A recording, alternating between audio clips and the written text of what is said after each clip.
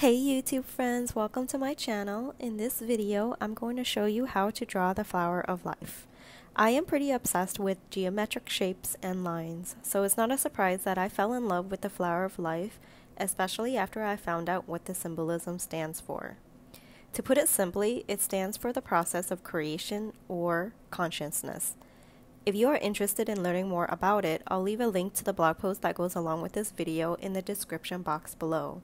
In that post, you'll find out the deeper meaning of the flower of life and sacred geometry in general. Alright, let's get on with today's video.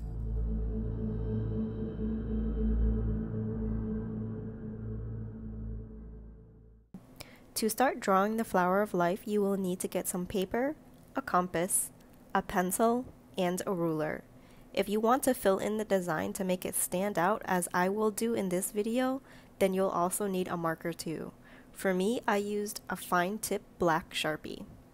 Your first step will be to make your guideline, which should be at the middle of the paper. So measure out where your midpoint is, and this measurement will vary depending on the size of the piece of paper that you're using.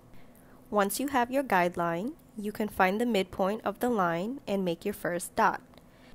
Now take your compass and measure out the radius of your first circle. Just to remind you, the radius is 1/2 the diameter of a circle. So if your diameter is 3 centimeters, the radius would be 1.5 centimeters. A good thing to keep in mind is that the diameter of the full flower of life circle will be about 3 of the smaller circles in length. So just make sure that your circles are small enough so the whole design will fit onto your paper. The radius measurement that I'll be using is actually 1.5 centimeters. The full diameter of the entire flower of life circle will be about 9 centimeters if you multiply that by 3. This will become much clearer once your drawing is started. So draw your first circle. Then the next circle will be 1 radius measurement away in any direction. I recommend going in either direction of the first guideline that you drew, so your circles stay aligned.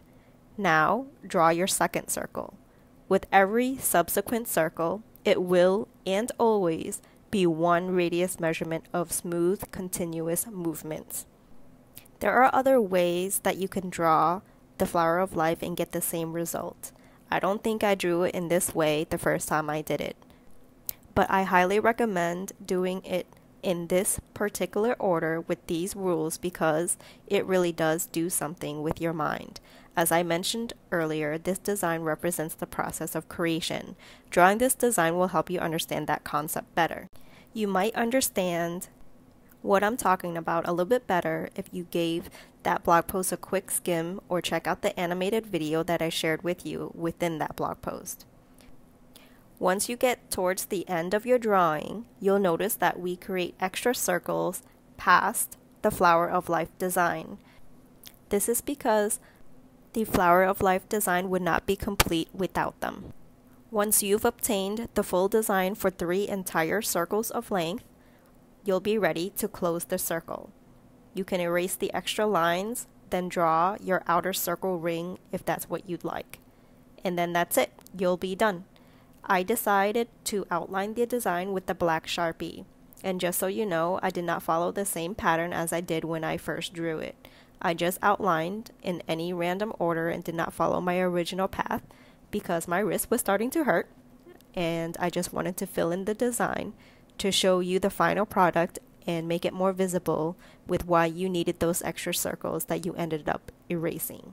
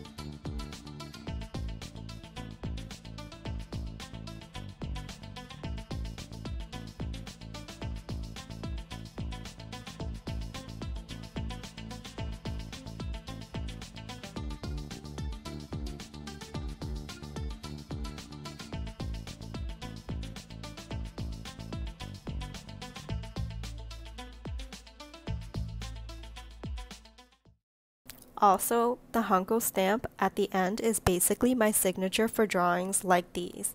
I love sacred geometry patterns, mandalas, and Enzo circles. Unfortunately, a traditional script signature doesn't look really good with these kind of designs. So I ordered myself a custom Hanko stamp when I was vacationing in Japan. The symbols phonetically represent my name, which is Anna for those of you who don't know, and the connotation meaning stands for sea girl.